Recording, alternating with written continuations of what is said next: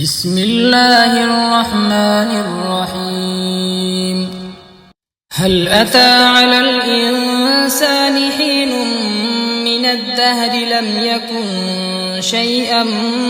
مذكورا إنا خلقنا الإنسان من نطفة أمشاج نبتليه فجعلناه سميعا بصيرا إنا هديناه السبيل إما شاكرا وإما كفورا إنا أعتدنا للكافرين سلاسل وأغلالا وسعيرا إن الأبرار يشربون من كأس كان مزاجها كافورا عينا يشرب بها عباد الله يفجرونها تفجيرا يوفون بالنذر ويخافون يوما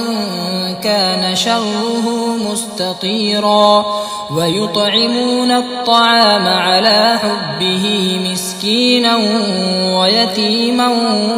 وأسيرا إنما نطعمكم لوجه الله لا نريد منكم جزاء ولا شكورا إنا نخاف من ربنا يوما عبوسا قمطريرا فوقاهم الله شر ذلك اليوم ولقاهم نضرة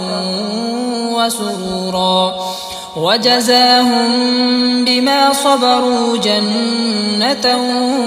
وحريرا متكئين فيها على الأرائك لا يرون فيها شمسا ولا زمهريرا ودانية عليهم ظلالها وذللت قطوفها تذليلا ويطاف عليهم بآنية من فضة وأكواب كانت قوارير من فضة قدروها تقديرا ويسقون فيها كأسا كان مزاجها زنجبيلا عينا فيها تسمى سلسبيلا ويطوف عليهم ولدان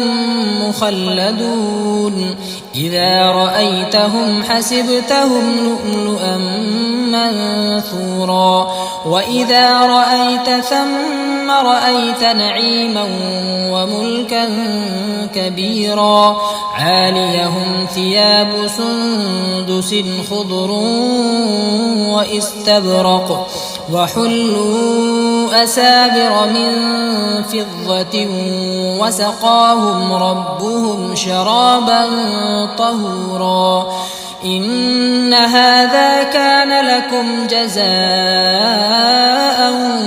وكان سعيكم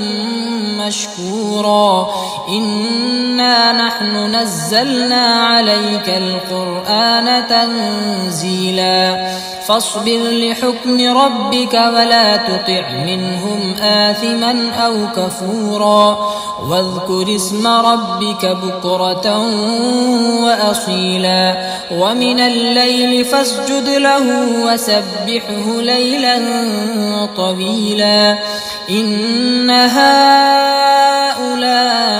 يحبون العاجلة ويذرون وراءهم يوما ثقيلا نحن خلقناهم وشددنا أسرهم وإذا شئنا بدلنا أمثالهم تبديلا